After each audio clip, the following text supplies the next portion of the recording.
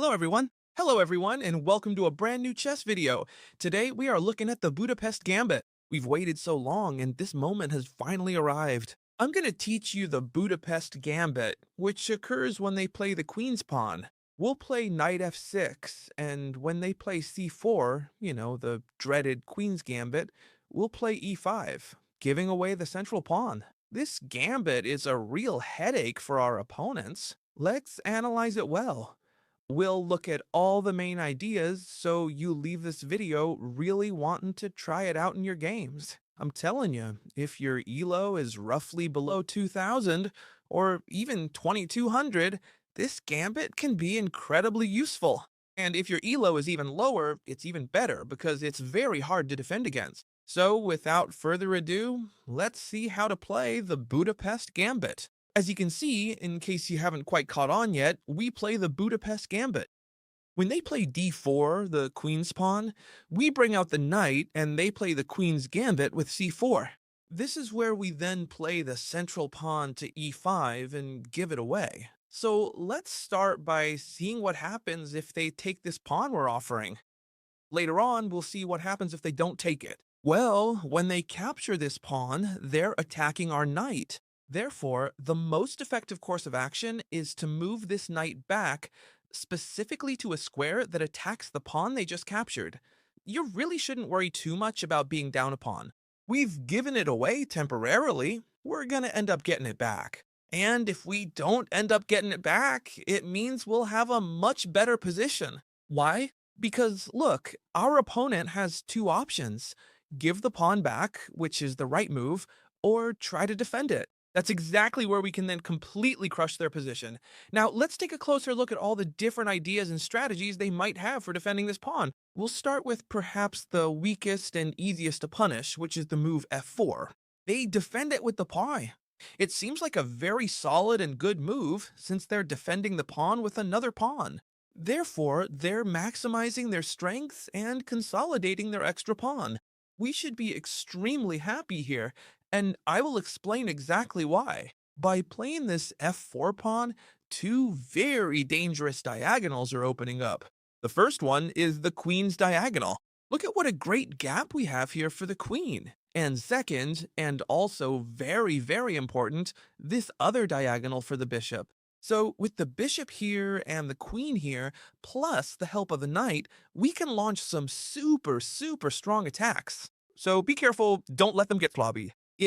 I'm gonna show you how to punish them hard if they play f4. First of all, we actually can not play the queen to this square just yet, and I will explain exactly why.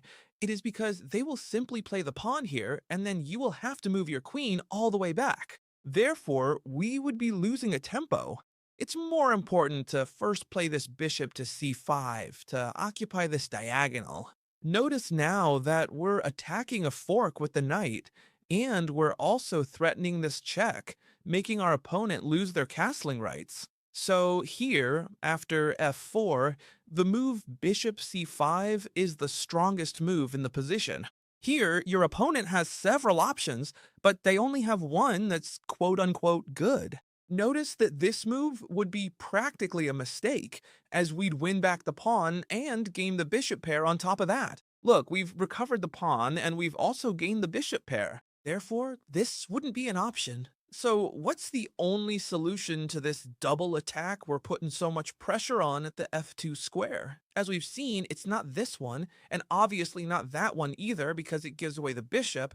The only one seems to be placing the knight right in the corner. Knight h3 seems to be the only solution to prevent entry into this square right here. The thing is, we've now achieved something very important, diverting the knight from its best square, which should be f3. Therefore, we've already achieved a small success. Well, not small, quite big, because we have a very strong attack, and our opponent, at the cost of defending their extra pawn, is ending up in a very bad position, and that's what we must take advantage of. Well then, now we should continue with the next move, d6. Why is this move so important? Wait, chess teacher, this doesn't seem good at all. Since we're a pawn down, we shouldn't let our opponent trade this pawn so easily. So notice here that we're attacking this pawn with two pieces. The white pieces have to capture.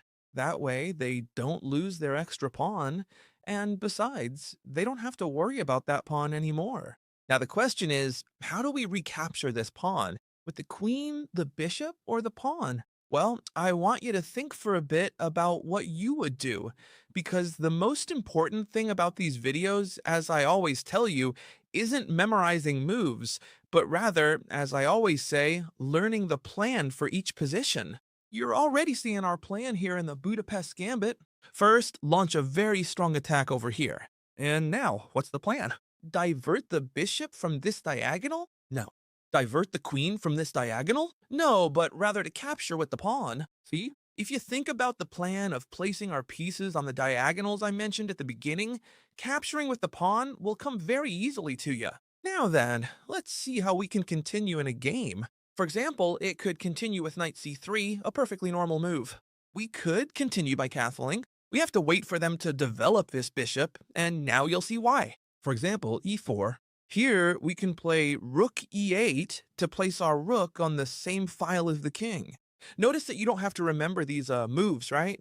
I tell you this all the time, and I want to emphasize it a lot. And now, what happens when our opponent moves the bishop? Notice it looks like a very good move, attacking the knight. Well, what happens is they've stopped defending this knight right here. Look, I'll explain it more simply.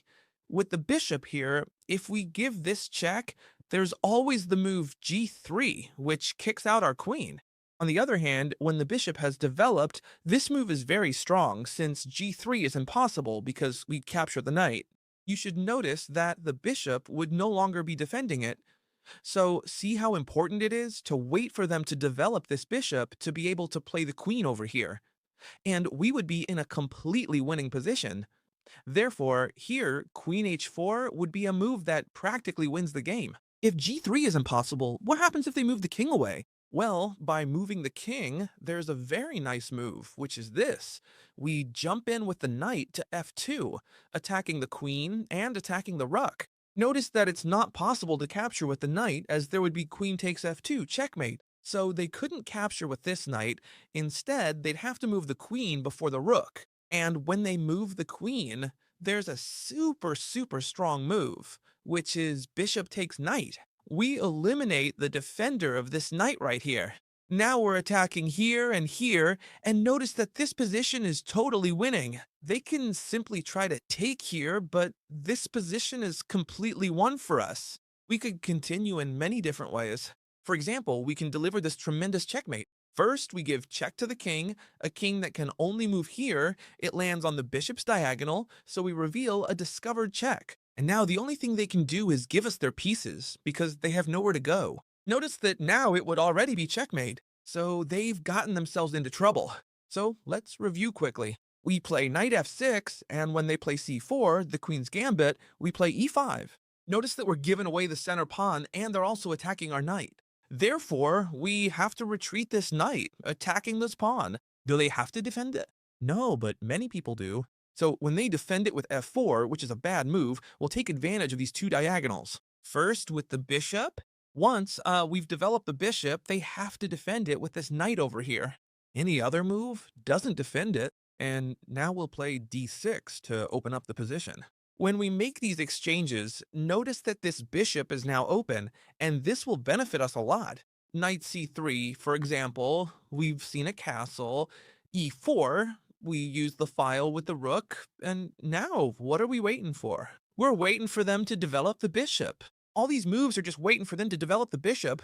Once they develop the bishop, we move in with the queen. Advancing is no longer possible because we capture the knight. Therefore, they have to move the king. We move in with the knight, attack the queen, and then what? We move in with the bishop? And after the exchanges, we could even deliver this magnificent mate we just saw. We give the discovered check here, and they simply have to give everything up. Look at what a wonderful option to finish off our opponent. Be careful when they capture and we move the knight. 4 isn't the only move, but that move is very bad. And there's another one that's also very bad, trying to defend it with the queen. And you wouldn't believe how many people have played either this or that against me. I've shown you how to punish the pawn move, but this one is even easier to punish. Now they defend the pawn and attack our knight. We have to be mindful that they're attacking the knight. Therefore, what do we have to do? Play d6 to defend it with the bishop from a distance. Now, if they exchange this pawn, you have to be alert. Remember how I always tell you don't memorize the moves? So now we'd have to think about how to take pawn, queen, or bishop. Well, the correct one here is to take with the bishop, because if we take with the pawn, we're blocking the bishop's path to the good diagonal. And if we take with the queen, we trade queens, which usually isn't a good option unless we have some extra reason if we're down a pawn. Now then, what's happening here? Why are we giving up this pawn? Many of you might be wondering. Well, sometimes a pawn isn't quite as significant as it seems. Just take a look at how perfectly positioned our pieces are. Here, in the center of the board, everything's well coordinated. Simply, what do we have to do? Place the bishop on e5, and we'd practically be trapping the queen. The rook is defended by the bishop, the knight by the other bishop, and this bishop by our knight. Therefore, this queen only has one solution if she wants to get out alive, which is to come over here. Why? Because it's defended by the bishop. But what about this bishop? It's also defending this square right here. Therefore, a straightforward and effective tactic, what exactly is the move going to be in this position? Trade the queens. There it is. And now move in with the bishop on b2.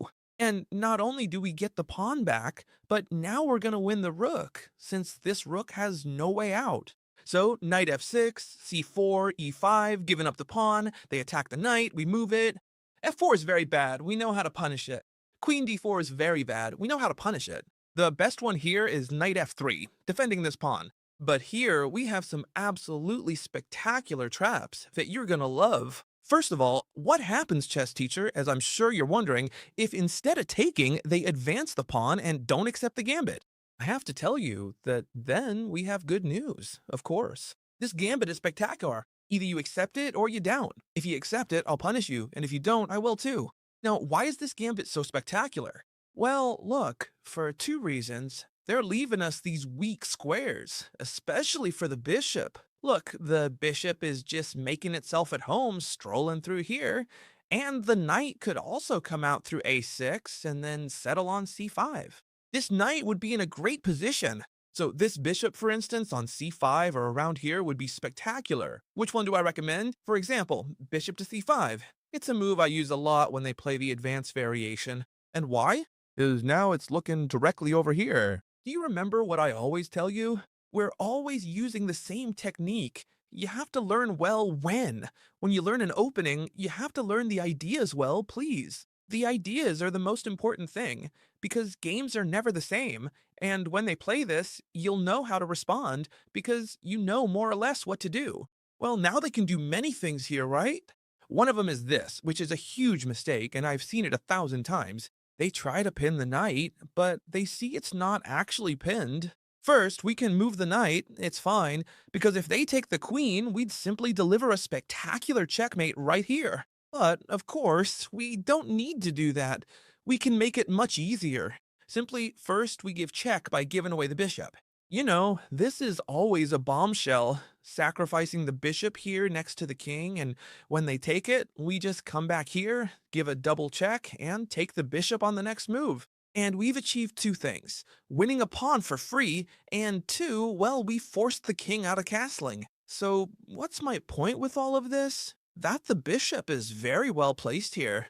If they play the advance and don't accept the gambit, they give us all these spectacular squares for our pieces. So we should be very happy here. White doesn't have to play this move right away. For example, they can first place this knight here so that the knight jump is defended later. We're going to play d6, a perfectly normal move that lets us develop our other bishop.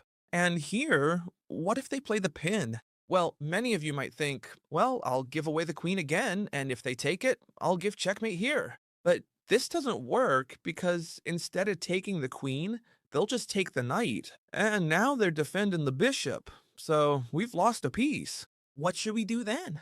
Well, calculate a little better. First, we're going to take this pawn here with the bishop, check, and now when they take, instead of jumping here because of the knight, we'll jump here, check, and next we'll take this bishop with the queen. And we've done it seemed like our opponent was defending, but we've done exactly the same thing. We've managed to win an extra pawn. Imagine that, huh? We were giving away a pawn and we ended up winning an extra pawn. Plus, our opponent lost the right to castle. This, excuse me, this position is completely winning for black. Check out this really cool idea that's going to help you out a lot in all your games. When they play knight f3, meaning they play totally normal, you don't have to jump with the knight over here to threaten directly, because no, they'll play e3 and they'll be defending super well from here. They can develop their bishop, so we're actually helping them. So what should we do? Just play normally, castle, and wait. The most important thing is that our opponent plays e4. Notice that once the pawn is already moved, the pawn is the only piece that can't go backward. Now, we could jump to this g4 square, attacking the f2 point, and notice that there is no way at all to defend this pawn.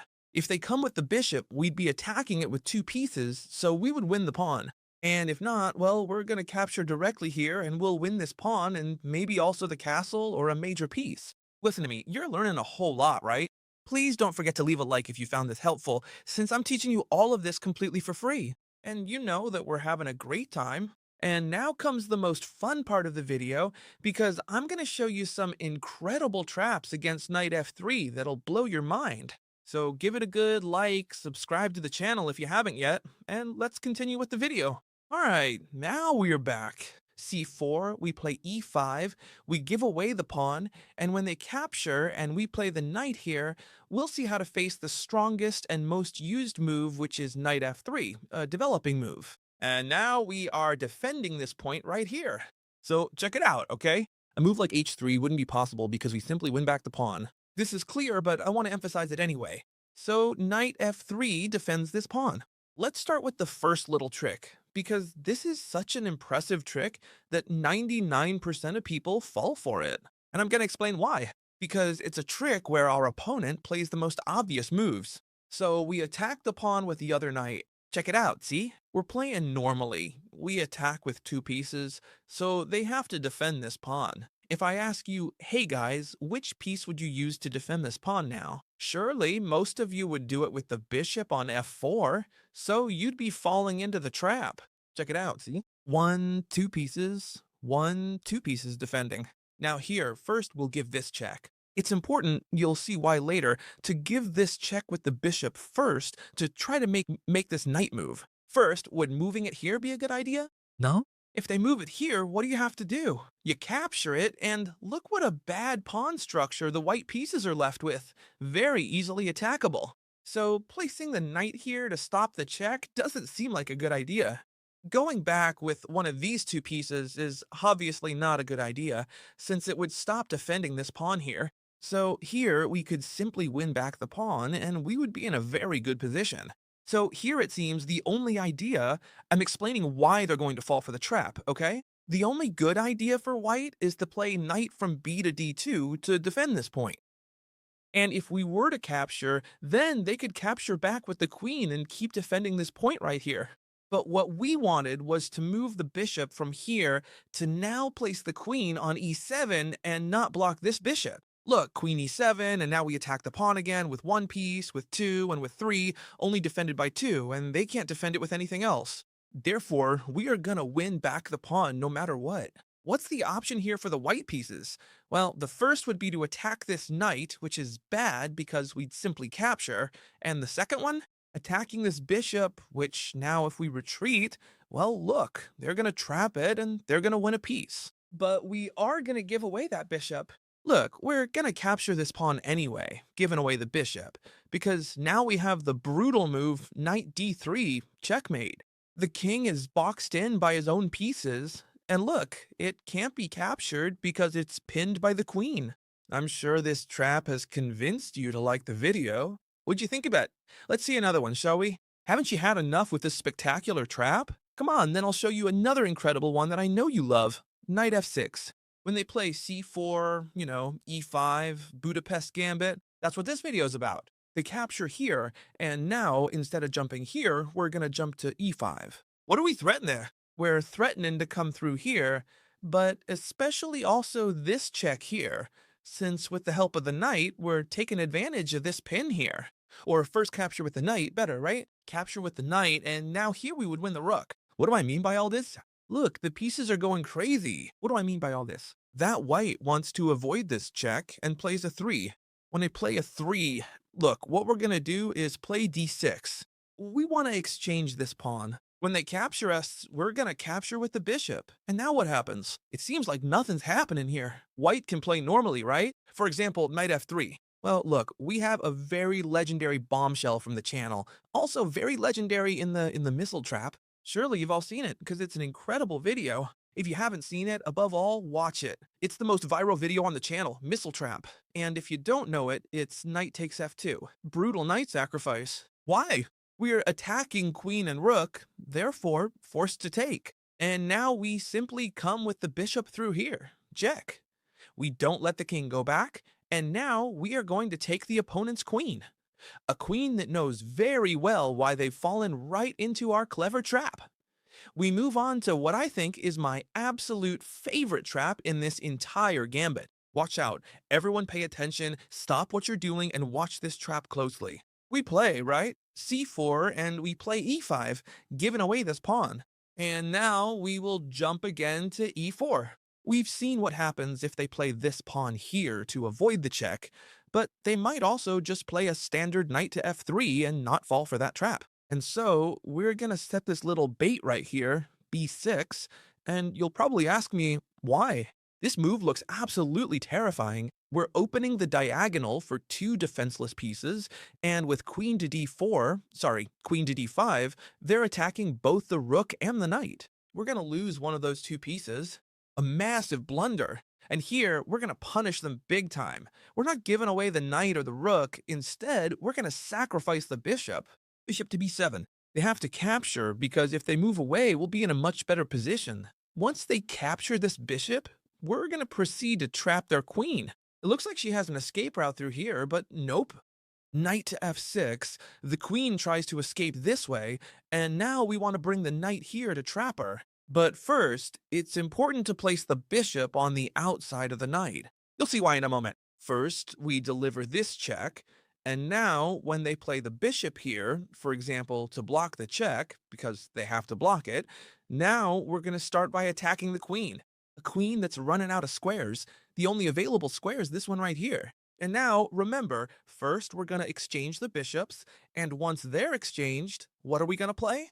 h6, and the queen is completely trapped. Look at that, a totally spectacular trap. If you want, I'll repeat it for you quick. Why? Because it's a very dynamic trap, but you can't afford to miss a single move.